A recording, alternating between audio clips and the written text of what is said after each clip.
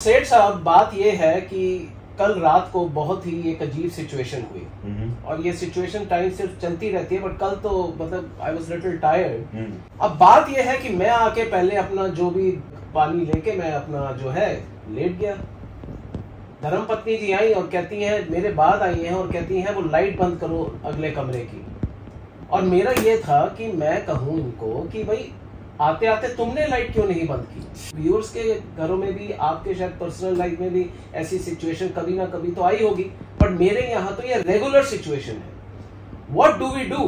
तो उस सिचुएशन का नाम मैंने दिया है लाइट्स ऑफ। दीप्स, ये जो सिचुएशन आपने बताई है ये पूरा पुलंदा है मुझे पिटवाने के लिए। अगर मैं कुछ बोल दूंगा तो जरूर मेरा डब्बा गोल खिला के रहोगे। नहीं, डब्बा गोल नहीं, ऐसे जो प्रॉब्लम्स का डब्बा है उसको सील करने की कोशिश है। हाँ।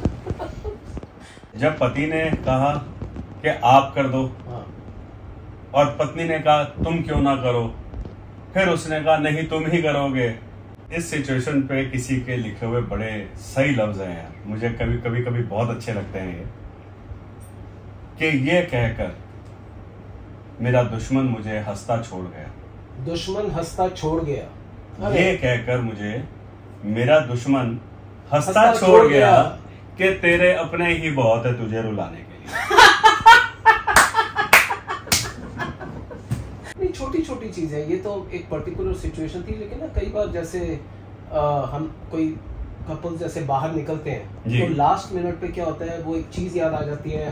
हम गाड़ी में बैठे होते हैं और इनके मतलब क्योंकि लेडीज की हैवी ड्रेसेस होती हैं for you know some occasions, तो वो अच्छा वो तुम लेके आए हो, मैं कहता हूँ नहीं, तो अच्छा फिर तुम ले आओ, मैं कैसे जा सकती, मेरे बाल खराब हो जाएंगे, मेरे ड्रेसेस हैवी हैं और फिर मैंने हील्स पहनी हुई हैं।